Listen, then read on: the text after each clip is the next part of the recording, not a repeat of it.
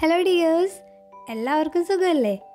അപ്പോൾ നമ്മളെ ഒരുപാട് ടിപ്സൊക്കെ നമ്മുടെ പച്ചക്കറി ചെടികൾക്ക് ചെയ്യാൻ പറ്റുന്നത്, അതും ₹1 പോലും ചിലവില്ലാതെ ചെയ്യാൻ പറ്റുന്നത് ഒരുപാട് വീഡിയോസിൽ ചെയ്തിട്ടുണ്ട്.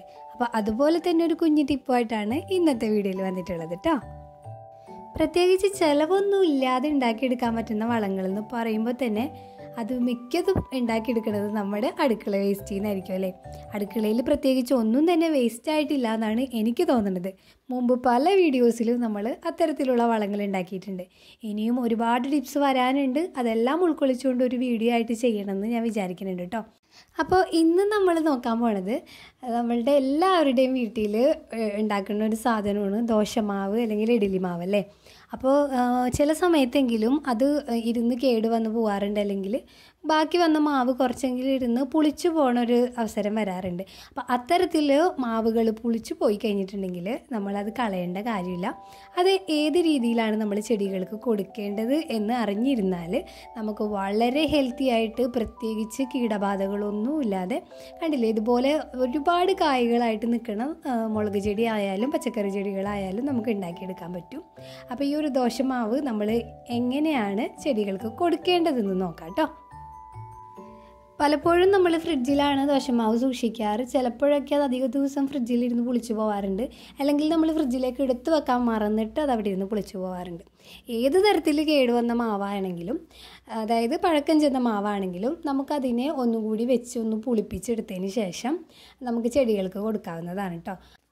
പിന്നെ പ്രത്യേക ഒരു കാര്യം ശ്രദ്ധിക്കേണ്ടത്, പുളിച്ച ദോശമാവ് ചെടിക്ക് കൊടുക്കാമെന്ന് കേൾക്കുമ്പോൾ തന്നെ ഓടിപ്പോയി കേടായ ദോശമാവ് എടുത്ത് ആരും ചെടിക്ക് ഒഴിക്കരുത്. ഇതുവരെ ചെയ്യാത്തവരോടാണ് കേട്ടോ പറയണത്. ഇതിന് പ്രത്യേക രീതിയിൽ കൊടുത്തില്ല എന്നുണ്ടെങ്കിൽ ഗുണത്തേക്കാളേറെ ദോഷം ചെയ്യാനും സാധ്യതയുണ്ട്. അപ്പോൾ നമ്മൾക്ക് എല്ലാവർക്കും അറിയണ പോലെ തന്നെ പുളിപ്പിച്ച ഭക്ഷണ സാധനങ്ങൾ, അതിപ്പോൾ തൈര്, കഞ്ഞിവെള്ളം പുളിപ്പിച്ചതൊക്കെ നമ്മൾ ചെടികൾക്ക് കൊടുക്കാറുണ്ട്. അതുപോലെ തന്നെ ഈ പുളിച്ച ദോശമാവും നമ്മുടെ ചെടികൾ നിൽക്കുന്ന ആ ഒരു മണ്ണിൽ നല്ല ബാക്ടീരിയയുടെ അളവ് കൂട്ടും. അതുപോലെ തന്നെ ഇതിലടങ്ങിയിരിക്കുന്ന ധാന്യങ്ങൾ, ഉഴുന്ന് പോലുള്ള ധാന്യങ്ങൾ അടങ്ങിയിട്ടുള്ളതുകൊണ്ട് ആ ധാന്യങ്ങളിലും അടങ്ങിയിട്ടുള്ള മൂലകങ്ങളും എല്ലാം തന്നെ നമ്മുടെ ചെടികളുടെ വളർച്ചയ്ക്ക് സഹായിക്കുന്നതാണ്. അപ്പോൾ നമ്മൾ സ്ലറികളൊക്കെ ഉണ്ടാക്കുമ്പോൾ പയറുവർഗ്ഗങ്ങൾ ചേർത്ത് കൊടുക്കാറുണ്ട്.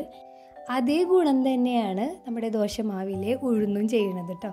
അപ്പോൾ ഇനി ഇത് ഏത് രീതിയിലാണ് ചെടികൾക്ക് കൊടുക്കേണ്ടതെന്ന് നോക്കാം.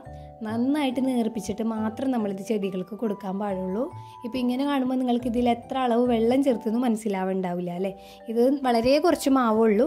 ഇപ്പോൾ നമ്മൾ 1 കപ്പ് മാവാണ് ഉണ്ടെന്നുണ്ടെങ്കിൽ അതിൻ്റെ 5 ഇരട്ടി വെള്ളം, അതായത് 5 കപ്പ് വെള്ളം ചേർത്ത് നേർപ്പിച്ചതിന് ശേഷം മാത്രം ഇത് ചെടികൾക്ക് ഒഴിക്കാൻ പാടുള്ളൂ. അതും വൈകുന്നേരം സമയങ്ങളിലാണ് ഞാൻ സാധാരണ ഇത്തരത്തിലുള്ള വളങ്ങൾ ചെടികൾക്ക് കൊടുക്കാറുള്ളത് കേട്ടോ. അതുമാത്രമല്ല, ചെടികളൊക്കെ നന കഴിഞ്ഞ് നിൽക്കുന്ന സമയത്ത് ഒഴിച്ചു കൊടുക്കുക.